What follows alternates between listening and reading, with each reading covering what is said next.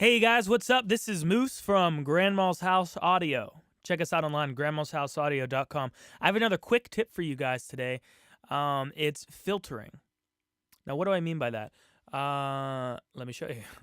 So, sometimes you have mud in your tracks, right? You'll get a mix, you'll be tweaking it. You know, you got your guitars going, your bass, your drums, but it still sounds muddy to you. The low end isn't fat, it's not punchy. You don't know what the bass notes are actually playing. Things like that. Well, today I'm just going to show you what I do on drums.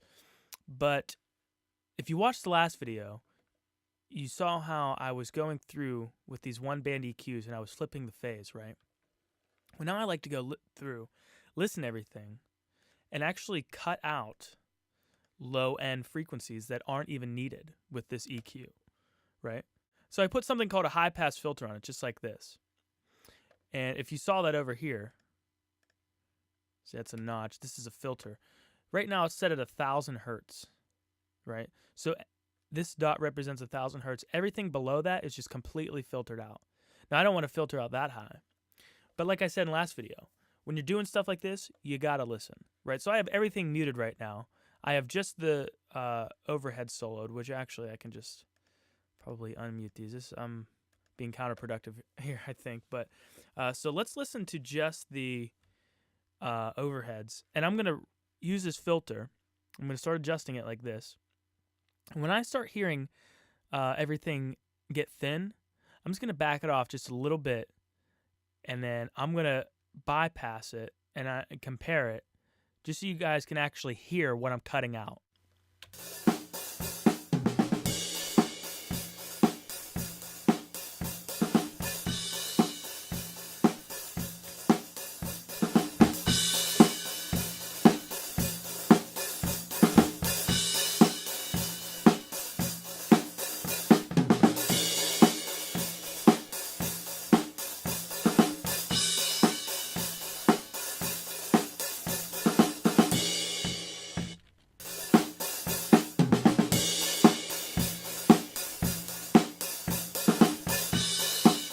Okay, so I'm kind of trying to go through this quick, but I'm kind of feeling 125, what's it say, 126 hertz, somewhere around there.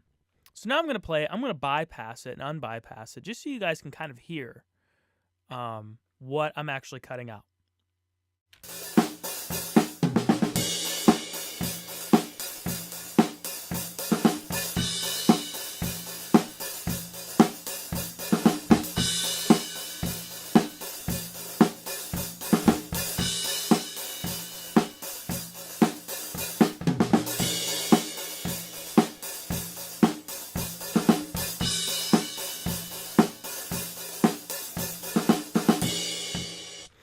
Right?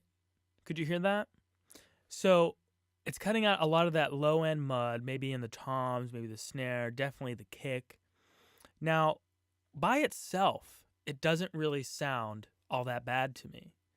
But what matters is what it sounds like when everything is all together. Does that make sense? Because the overheads, we might get them to sound great by themselves. But if it doesn't sound good with everything else, it doesn't matter. If it doesn't sound good with the rest of the drums, it doesn't matter. If it doesn't sound good with the rest of the drums and the guitar and the bass and the vocals, I mean, who cares if the overheads sound good, right? The rest of the song does not sound good, right? So I kind of just go through, and I go through with everything.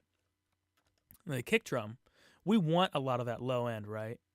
Now, I still actually put a high pass filter on there, but I only set it to probably about 30, 35 hertz because there's still low end down there that honestly we probably can't hear, but it's still going to kind of muddy up the mix. It's going to muddy up that low end. So I do it just because I know that this is going to be more of a rock song, and, you know, the kick drum is resonating somewhere probably, 50, 60 hertz or something like that. So, everything else below that, I just don't want it in there. And that's just something from experience. But guys, you got to mess with it yourself.